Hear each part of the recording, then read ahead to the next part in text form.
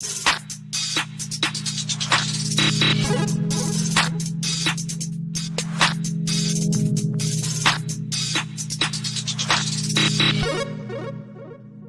happening, guys? Happy Saturday, a rare Saturday appearance here on The Juice, the serious gambling podcast for the not so serious gambler. We're going to jump into week 7. First of all, thank you for understanding, I guess, the fact that we went about 12 hours late. Normally, I'm doing this late Friday evening. I'm currently doing this early Saturday morning. Just got back from Vegas. Speaking of gambling, and there's nothing quite like being home. Now, Vegas was great. Didn't do a lot of like sports betting out there.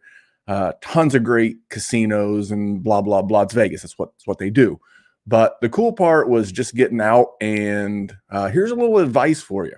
If you go to Vegas, save you maybe a day if you're an adventurous person, but a couple of days. Get you an Airbnb. We had a Verbo out in Zion. It's just about 2.5 hours from Las Vegas, and it was absolutely gorgeous. I am not the nature's trail, the love hiking and stuff like that. That's my wife. She's very passionate about hiking. She loves Colorado.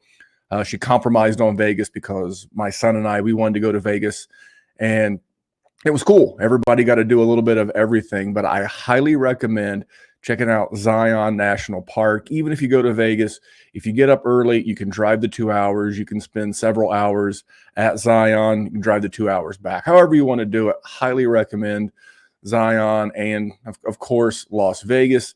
For me, it was good. Mostly played poker. We were only there for a couple of days. And I was trying to be a dad and a husband, but I did do all my research. I did do all my work, and I'm looking to kick out of a funk. It's been a rough couple of weeks. So much on the pick'ems. The player props have been good. But just real quick, this is the segment of the show where I do a little promoting the Dynasty Warzone. That's my main pod. And a big shout out to Jerry, my co-host, and our producer, Kevin from PlayerProfiler. Tremendous job hosting in my stead this week. They were tremendous. They made fun of me. So if you want to go back and listen to Wednesday's Dynasty Warzone, would appreciate that. You can find that on the PlayerProfiler platform. Try saying that 3 times fast. PlayerProfiler platform and the Dynasty Warzone feed. And do me a favor, subscribe to both, whether you're a podcast or a YouTube subscriber. You're already here, and it helps support the show. It basically allows us to double the downloads and helps out a ton because we get action on both ends. I got to get into Survivor. I'm a little bit bummed. I've been eliminated from my Survivor pool. Hopefully you haven't. We'll talk about that as we get into a read from our friends at Bet Openly. Hey, so many ask me, what's wrong with sports books? Why so many of them fail? The answer is simple. They don't innovate. They're just casino sports books on a phone. That's all they've been. There are a few that are doing a good job. We partner with them. Most of them, not so much. Until Bet Openly came along. Bet Openly said, hey, we're going to innovate. We're going to do something groundbreaking. We're going to have peer-to-peer betting in all states, and you pay 1%. When you win, you pay just 1% on your winnings. You heard that right. It's 1%. With code Underworld, you qualify for just that 1% transaction fee on Bet Openly. It gives you ultimate flexibility to set your own lines and browse lines that others have set. Think about it. That's what betting should be. And now that is the reality. BetOpenly.com. The code is Underworld. Check it out. Yeah, check out Bet Openly. It's a great sponsor, and it's a unique way to do some sports betting. I guess the simplest way to put it. So promo code Underworld. And don't forget, on Monday nights, Tuesday mornings, the Podfather does the top 10 takeaways. This is one of the funnest shows if you're a seasonal or redraft gamer in Dynasty. Whatever type of fantasy football you play, the Podfather's top 10 takeaways is always a fun show. He's a tremendous host and makes it a ton of fun to listen to. Survivor, I did not. I'd been flirting with danger all year in the NFC East and the Eagles. I would have never guessed the Eagles were the ones who would have done me in, but the Eagles did me in. The Redskins, Commandos, almost did the first week of the year. The Giants should have in week 2. The Niners, the Seahawks, the NFC West did us fine. The Lions, but the Eagles got me. I'm gonna pull up a little screen here for the YouTube watchers. So this is the results of Circa Survivor. I use this because they do tremendous graphics and it's easy to see. This is the remaining entrants right here, 1,789. Now, last week, out of there at the time, what would have been 1,800 and change, only 25 people had the Eagles. And a lot of people had the Rams. I had the Rams last week as my ballsiest pick just because the Rams are, still proving to me that they're a good NFL team in spite of all the losses the last couple of years. But, man, I thought the Eagles at home against the Jets – man, if you would have told me that they were going to have a 2-to-1 pass to run ratio, I wouldn't have done it. And the Eagles are starting to look awful on offense now that A.J. Brown threw that tantrum. If you think back a couple of weeks ago, I think it was Monday Night Football. He wasn't getting targeted enough, and he threw a tantrum. That offense does not look good, but I was like, it's the Jets. Why would you pass so much on the Jets? They have a pretty good passing front. They have a good front four. They rotate guys around, and no excuses. It was a bad week for me. I'm going to continue on with Survivor as if I was still alive. It's the only way I can do it. We got 11 more weeks of this, but if you're doing a week-to-week Survivor thing or you're just curious of what the move would be, I'm going to continue to do that, and I'll continue to share the Circa Survivor. They're down to 1,789. So of the $8 million prize pool for first, that entrant is currently worth $4,400, almost $4,500. So bad week for Survivor. Not a ton of games I love this week. I do have a couple that I would be looking at. If my ticket were still alive, had Philly got there, I would be going Bills over New England. And I think it'll be another ugly game, just like last week. But my thing is, I don't know how New England moves the ball. That offense is just pathetic right now. They're averaging 1 point per drive. 1 point per drive. That is the worst in the NFL. It's not good. Not good at all. I do think the weather and Bill Belichick can still crank up a pretty good defense. So I don't know that I would put this one in my contest at 8, give or take, wherever you get the number. But I am going to go Bills would be my Survivor pick. I don't hate the Browns at Indy. The defense for the Browns at the moment is on a historic pace.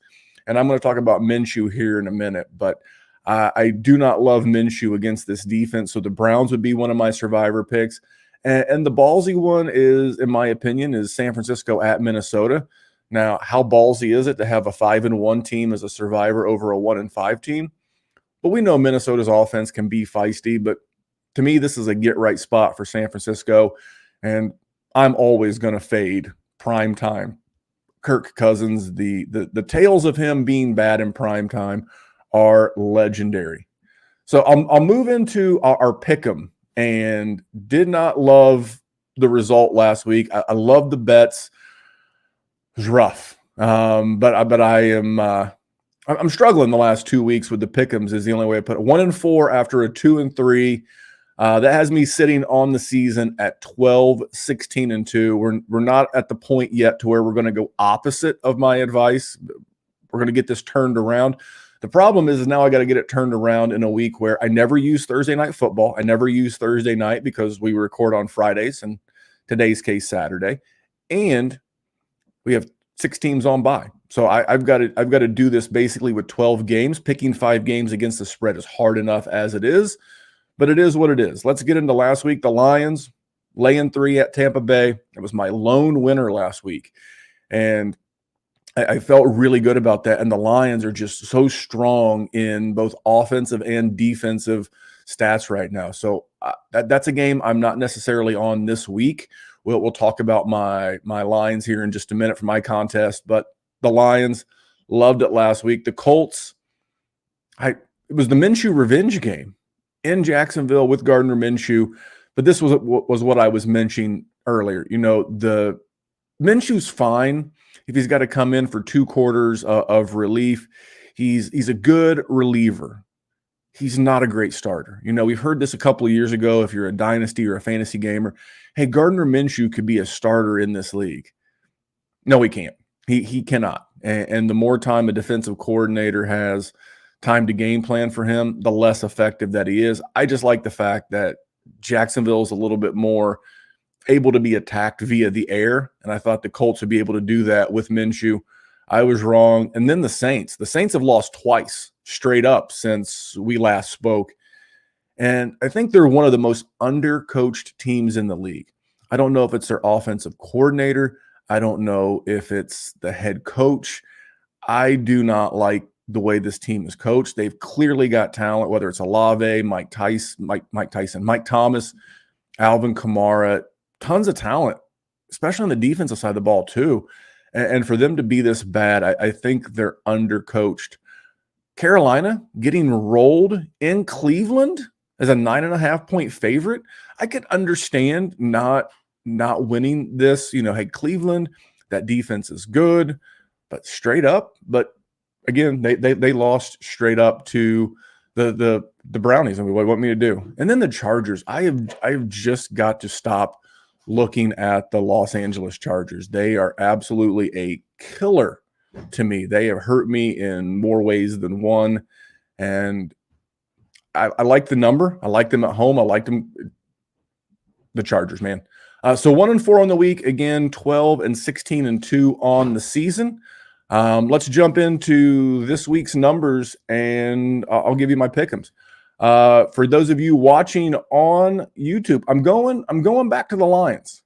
I believe in that offensive line. I believe in that defense to be able to keep it close. The Ravens have been okay, but we've seen teams with average to above average defenses give them trouble. The Colts, for whatever you think about their offense and their offensive woes, if you go look at their stats, especially their advanced stats, they're a pretty good defense, especially in the front seven. The Pittsburgh Steelers, same boat. And now you have the Lions, who are statistically better than both of those defenses. I think the Lions give them real trouble. Again, this is one of those, I think the wrong team's favored. Give me the 5-1 team. I know it's on the road. I know it's Jared Goff. There's going to be a touch of weather this week on the East Coast, especially with wind. Not great, but I think that Detroit, this is more about the Detroit Lions defense than the Detroit Lions offense. I'm going to go the Lions. I'm going to take the +3. Maybe I get a push. Maybe they beat me with a late Justin Tucker field goal, but I'm going Lions +3. Tampa Bay at home hosting the Atlanta Falcons. I'm going to lay less than a field goal. I do not believe in Desmond Ridder. I have not believed in Desmond Ridder all year. And it's really a fade of this offense. And the Buccaneers, what do the Falcons want to do? The Falcons want to run the ball. The Falcons want to run the ball. And what do the Buccaneers do really well on defense? They stop the run. They've given up the fewest rushing attempts on the season. They've given up 87 rush attempts. You're going to hear more about that in a player prop here in just a few minutes. But I'll take the Buccaneers at home coming off of a loss. I think the Buccaneers are going to be in the mix to win that division and maybe try to backdoor a playoff spot. Not a great team, but they're going to be just good enough to be in just about every game. Give them to me at home minus the 2.5. The Rams also at home taking on the Pittsburgh Steelers. And to me, I'm getting the better quarterback. I'm getting the better coach. And this is not a shot at Mike Tomlin. I love Mike Tomlin. But I think at this point in their careers, Sean McVay is the better coach. Mike Tomlin's the better rah-rah guy. You're going to get a lot of, hooting and hollering. But this is not a division game. I don't see the Steelers being up. They are technically tied for the lead in their division. And the Rams know they have to win every game possible to keep up. I also don't like that the Steelers do not have Pat Freiermuth. He's coming off the IR. I do like that they're coming back with Deontay Johnson. I'm a big Deontay Johnson guy if you've ever listened to any of my Dynasty or fantasy content. But I'm going to take the Rams also at home, lay in the 3. Speaking at home, lay in a field goal or less, I'm going to take the Eagles Sunday Night Football, and I'm going to lay the 2.5. and this is strictly a defensive play. I think that the same way that the Bills got pressure and created problems for Tua and the Dolphins is the same way that the Eagles can. They've got a tremendous pass rush. Jalen Carter, Cox, those guys up front, they're going to be able to create pressure and havoc for Tua, which is going to allow for more guys in the secondary to drop back. And I know we think of Miami as having all these weapons, but they really don't. They have two guys. They have Tyreek Hill and Jalen Waddle, no Devon Achane. You are going to get Raheem Mostert. Jeff Wilson looks to be back, but they're bringing in the Chase Claypools of the world. Their tight ends, Durham Smythe, not great. I think this is a tough spot. Sunday night, a little windy, 50 degrees, East Coast. It's a good spot for the Eagles, especially after being embarrassed in that 4:30 game against the Eagles. People are questioning this team, and I think this is a spot the Eagles will look really good. And then this one right here, if it was 7.5, I wouldn't have went with this game. I probably would have went with Indy and Cleveland. I would have taken the Browns, but I'm going to go 49ers -7 on the road at Minnesota, and this is just a historic matchup. Kyle Shanahan has no problem scoring on this Minnesota defense, and with no Justin Jefferson, I just don't know how Minnesota moves the ball. It's going to be an ugly week for scoring in the NFL, but I think you'll see Brock Purdy bounce back. I love this game. By the way, speaking of stats and team stats, Minnesota is one of the worst defenses in the league against the wide receiver. I think you're going to see a big Brandon Ayuk game. I don't know necessarily that you're going to see a ton of Christian McCaffrey, but I don't think they're going to need it. Minnesota in prime time is such a terrible team. So I am going to go ahead and take the Niners -7.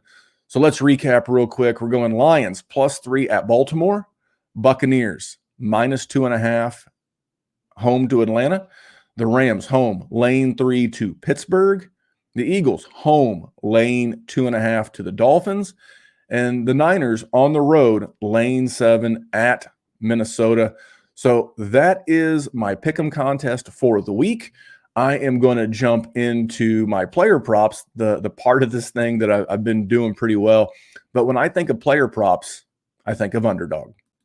It has been 2 years since Josh Larkey paved the way for fantasy gamers to start expecting positive returns from pick'em games, specifically underdog pick'ems. And how do you do it? Well, you look at the slate and you find a great shootout or a sneaky shootout. You also look for a shit show game.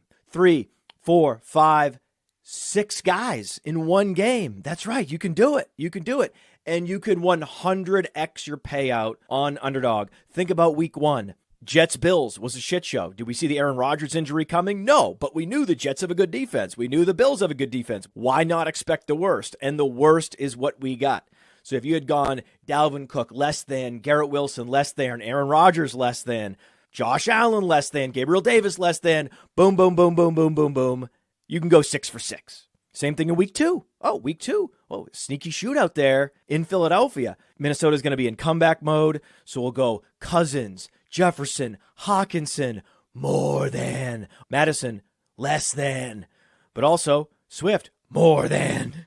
Boom, boom, boom, boom, boom, boom, boom, boom. That's how you do it with the underdog pick'ems, and you use promo code Underworld to get a 100% instant deposit match up to $100. You put in $100, Underdog matches that deposit up to $100 with promo code Underworld. Go start picking. Go start picking, indeed. Pick'ems. That's the part of my handicapping right now that has been actually pretty good. 3 winning weeks in a row, maybe 4. Went 2-1 again. I'm very consistent with the 2-1 right now. Last week, the one loser. Help me understand. I used to work with a guy named Dave. He would, when you did something that he didn't agree with or think could have been better, he would always say, "Help me understand." So I'm going to ask you, the audience, even though you didn't do anything wrong. If he were here, I would ask George Kittle and Kyle Shanahan and Brock Purdy. I'd be like, fellas, help me understand. Help me understand how George Kittle had 1 reception in a game where you lost, in a game where you lost Christian McCaffrey, in a game where you lost Deebo Samuels. How is your, we'll call him for sake of argument, we'll call Christian McCaffrey is your number one weapon. You can debate Debo, Kittle, and Ayuk as who's the second best weapon. How are you not involving this guy more in the game plan? In a game you're behind. Like, I get there's going to be George Kittle games where he doesn't do a bunch because they're just going to be beating the crap out of a team and they're going to be running the ball. I understand that. This was not that game. And to think that he could have got the 2 more receptions to have gotten me 3, it would have offset the stinging loss of them getting upset outright. That was my one loser, but my winners were cruises. Breece Hall over 2.5 receptions. That was an easy winner. Happened early. The weird thing was he got the 3 in the first half and then just stayed there.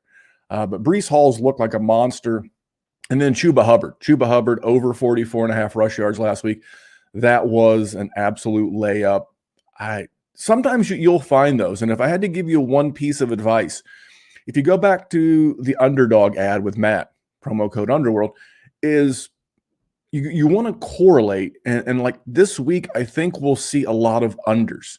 I have 2 overs and I have some unders, and I actually have 5. I'm going to grade myself on 3, but I have 5 that I'm going to share with you this week. And there's going to be a lot of bad weather on the East Coast from about South Carolina up through New England for football purposes, and not like 30-mile-an-hour winds and driving rain, but just enough to be a pain in the ass.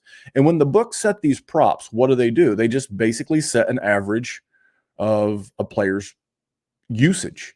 And you're going to see some, like there's one that I've got for you, an under this week of a pretty popular tight end that between the matchup and the weather, I'm going under. So when you're looking to set your parlays or whatever you're doing this week from a player prop standpoint, this is not going to be a great over week, in my opinion. I would be careful. Now, dome games, Pittsburgh and the Rams, do what you normally do. The weather's going to be fine in SoFi.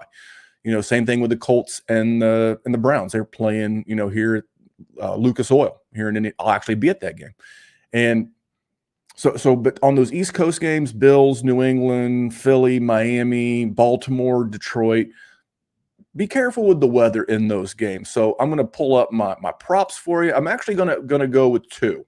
Now, I have 2 Michael Mayer props. Now, I'm only going to grade myself on the receptions, but these things are correlated. Now, I don't believe the books. You can try. Most of the time, they say no. So this is Bet MGM Grand. You can use whatever. We're a MGM shop, so I like to use their lines when applicable. And promo code Underworld, by the way. Get your little promo. Michael Mayer has been coming on lately and coming off of a career game last week. 5 catches, 75 yards. And this is a bit of a homecoming for him. Went to college in Notre Dame, South Bend, for those of you that aren't up on the region, as we call it here in Indiana and Illinois, the region. Notre Dame and South Bend are, less than an hour from Chicago. And this is his homecoming game. We'll call it that. He won't play there a bunch, being an AFC team. So I see that, being a little thing. And he's been at 2 catches or more. Now, right now I'm showing his yardage prop. I'll go ahead and switch over to his receptions. This is the one that I am grading myself on. It is Michael Mayer. You can't really see it because of my layover, but it's Michael Mayer plus over 2.5. I'm trying to remove my overlay. There it is. You can see it at the very bottom if you're watching. It's Michael Mayer over 2.5 receptions. Lay $1.35. There is a little bit of juice to the over here. 2 weeks ago, 5 last week. I just think you're seeing more involvement of him in this passing game. And I think you'll continue to. On top of that, Chicago has been one of the worst teams in allowing receptions to the tight end. And they've allowed an average of 6.75 catches per game to the tight end position. You're seeing less Austin Hooper. You're seeing more Michael Mayer. His snap counts going up and up and up. And you got a backup quarterback. You've got Hoyer backing up Jimmy Garoppolo. There is thought that Jimmy G could still play.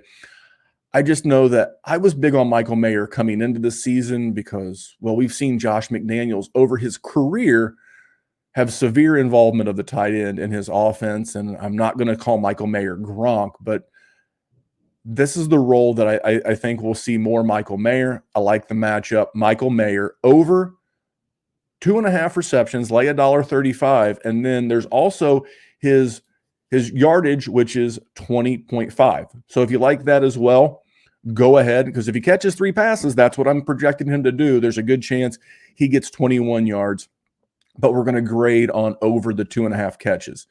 Next game, I've got 2. Now, this one I think most sports books would let you correlate.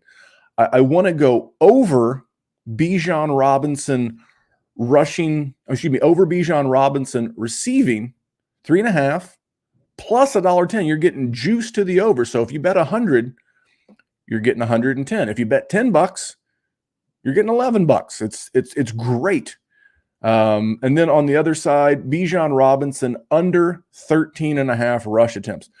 First of all, let's talk about the rushing. I mentioned earlier in the show, Tampa Bay is the number 1 team in rush attempts allowed. They have been strong against the rush. You think of Vita Vea and, Devon White and that defense. They have been solid against the run for several years, and that's not how you attack this team. Tyler Allgeier's there, and Bijan's only went over 14. That would be the number that it would take for me to lose this prop. He's only been over 14 3 times. That's half. And he's only done it on the road once. This game's in Tampa Bay. But where I think if you're a Bijan fan and you want to get at Bijan Robinson and you want to go over because you're an over bettor and you like rooting for players because you don't like fading, cool. Go over 3.5 receptions. It's just a great spot for him. I think they're going to be behind. I mentioned earlier, I think Tampa Bay wins the game. And Tampa Bay has given up an average of 6 running back receptions per game. And I'm getting plus money on this. I like it a lot. I'm going to go Bijan. Now, I'm grading myself on the under 13.5 rush attempts. I'm merely throwing out that this is a non-correlated, correlated parlay. I do think they hold him in under rush attempts, but how do you want to involve Bijan? Let's involve him in the passing game. Let's treat him like a bigger, faster, stronger version of Austin Eckler, shall we? I'm okay that Tyler Allgeier's here to be the meat shield to run headlong into the defensive line of Vita Vea and get smashed. I'm great with that. Let's involve Bijan in the passing game. That's where the PPR points come from. That's where the receptions come from, and that's how I think we win this bet. Last one. I mentioned the weather on the East Coast. I mentioned going under. I am going under the very popular rookie. So I got 2 rookie tight end props under Sam Laporta, under 4.5 receptions. So he would have to catch 5 for me to get beat in this. That's okay. I've got to lay $1.50. This is as much about the weather as it is the matchup. Baltimore has given up 22 tight end receptions all year. I think this is going to be a big Amon-Ra St. Brown game. The Baltimore defense is beat up in the corner area, less than the line, the linebacker safeties area. Kyle Hamilton has been playing well this year. I really like this one under. And it's shaded to the under. You're laying a lot more juice. You'd have to bet $15 to win 10. So you do your math based on what you want to win. But I'm going under Laporta in this game. I also think that he'll need to block a little bit. Baltimore has always had a pretty good pass rush, and it's in Baltimore. So those are my props. I'm going to give you all 5 of them again, just to make sure we just covered on the way out. So off the record, Michael Myers. You can tell Halloween's around the corner. Michael Mayer. 20.5 receiving yards. That's one that I like. I'm not grading that one. Michael Mayer over 2.5 receptions. That's plus $1.45. So that's a positive juiced bet. I am going over. I think he's going to get the 3, and I'm going to bet the 10, and I'm going to win $14.50. That's my gradable. Michael Mayer over 2.5 receptions.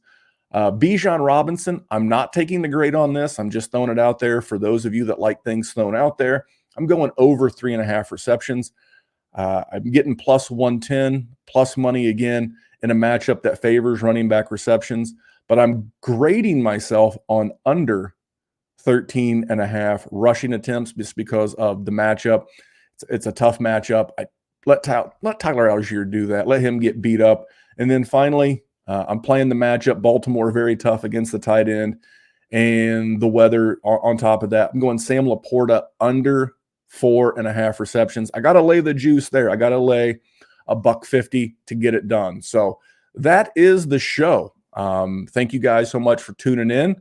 Trying to get these pick'ems back on track, but luckily the props have been good. Been 2-1, 3 or 4 weeks in a row. Would love to get that 1-3-0 week. Just really set this thing off.